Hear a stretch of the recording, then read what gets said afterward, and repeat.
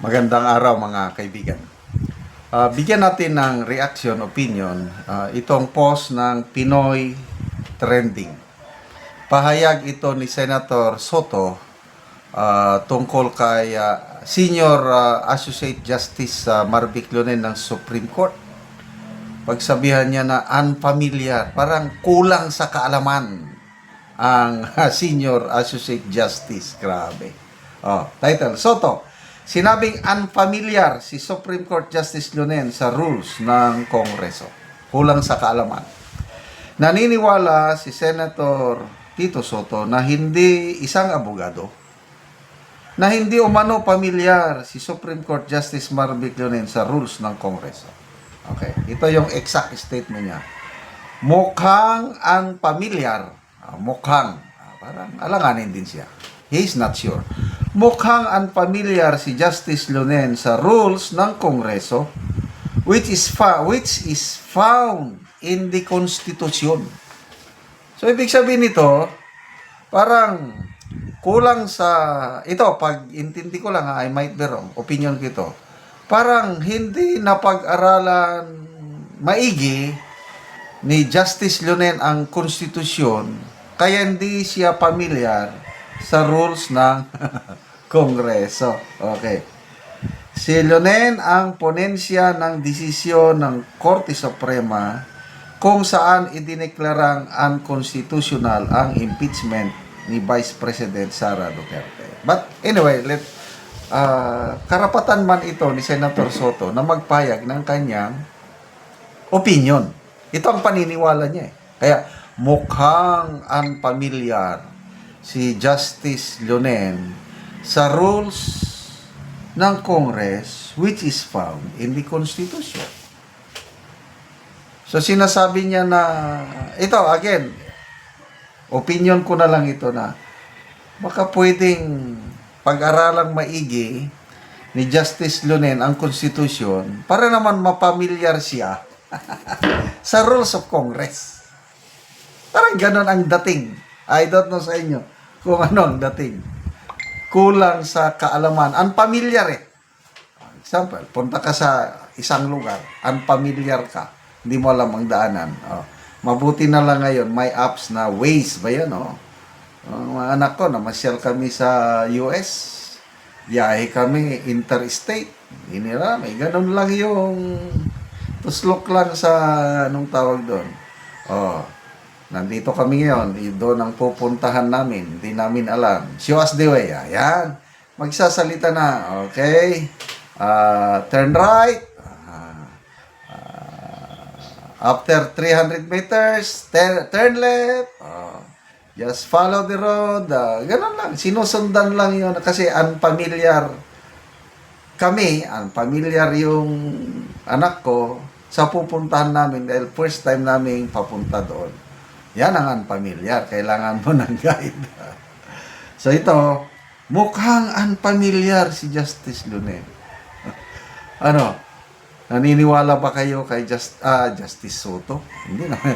May post kasi na nagsabi na I strongly suggest, sabi ni Alvin Tourism, na kung pwede, si Senator Soto mag-apply na Associate Justice ng Supreme Court kung may bakante. Alam ko, may bakante. Magre-retire si Chief Justice Gismondo within this year ata. So, baka pwedeng mag-apply ang ating Senate President dahil lumalabas talagang determinado na ipaglaban ang kanyang pananaw na parang nagkamali o nasubrahan ng mga Supreme Court Justices ang kanilang desisyon, parang judicial overreach. Okay, tingnan natin. People who reacted. 24,000 ang taong nag-react. 21,000 tumatawa. 1,700 lang ang nag-like. 258 ang galit. Ilang porsyento yan? Nasa mga 98%. Hindi naniniwala dito kay Senator Toto Soto. Nakalagay sa post, hindi naman siya abogado. Bakit ganyan siyang magsalita na parang tingin niya kulang sa kalaman ang isang senior associate justice. Yung kanyang educational background, hindi man lang siya kumuha ng law. Wala siya. Ano siya? Ang natapos lang niya, Bachelor of Arts in English. May law subject ba yan? Wala naman siguro. Sabi nga ni Senator late Miriam Defensor Santiago, hindi porke nakakabasa ka, nakakaintindi ka ng pwede mo nang interpret ang konstitusyon. Ang Supreme Court lang ang may karapatan na mag-interpret. Kasi kanya-kanya tayong opinion, kanya-kanya tayong interpretation. Kung walang final arbiter, magkakagulo tayo. Kaya ang konstitusyon, nakalagay doon, the Supreme Court is the final arbiter in terms of interpreting the Constitution and the laws of the land. Nagsalita na ang Constitution, bakit mo pa i-question? Grabe. Dahil sa hindi nila magustuhan ang desisyon ng Supreme Court, nagbasura sa impeachment ni VP Sara, ayun, nakaisip sila na i-amend na lang daw ang Constitution na ko naman. Bakit? Ano bang Kaya, medyo kinakabahan lang ako ngayon. Personal opinion ko lang ito. Sana mali ang aking kutob. Na parang may hidden agenda. Pati si Congressman Erese, manapansin na rin niya, nakakatawa, katawa-tawa, kahina-hinala ang charter change proposal ni Senator Soto, untimely and unwanted. So, may mga sumusuporta na sa ideyang gano'n ni Soto. Example, si Boying Rimulya, Ombudsman Boying Rimulya, sige na. Sabi ni Soto, mag-charter change tayo. Sige, gawin natin. Parang gano'n. Sa Kamara, may mga kongresista na rin na parang pumapayag na, yes, mag-charter change tayo. Charter change. Dahil lang sa impeachment, pwede naman, impeachment, kung gusto nila. Huwag lang mapunta sa form of government. Dahil, baka balik tayo sa noong 2024, nandyan pa si Romualdez.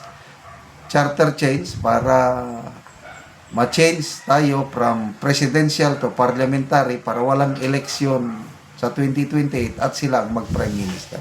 Ayun ang tutulan natin. Salamat mga kaibigan sa inyong pagsubaybay sa ating channel.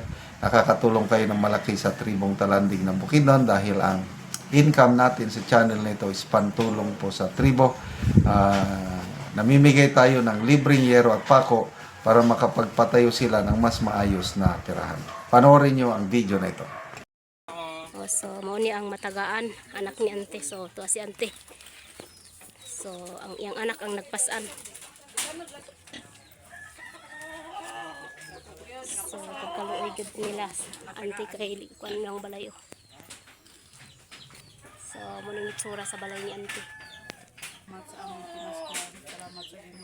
So, ante, muna imong pinaskuan. Merry Christmas. So, muna mong tabang gikan sa Ginoo. So, muna nilang kahimutang sa ilang buhan. So, muna kahimutang nila ante. So, kung muulan, so, tuluan na gid sila. So, gipang sapahan na lang o mga linsen nga daot kay para kung ulan dili sila tuluan. Ako pasalamat ang nakaabot ang panalangin diri sa ako. Busa di ay wala ko namatay sa sakit kay mo di ni akong gihulatan nga na ay motabang sa ako. So pila na imong edad ante? 50 na. So na kay mga anak Na so pila ka buk imong anak ante? 8 So 8. So tanan na sila nag eskwela ante. tanan. Ay.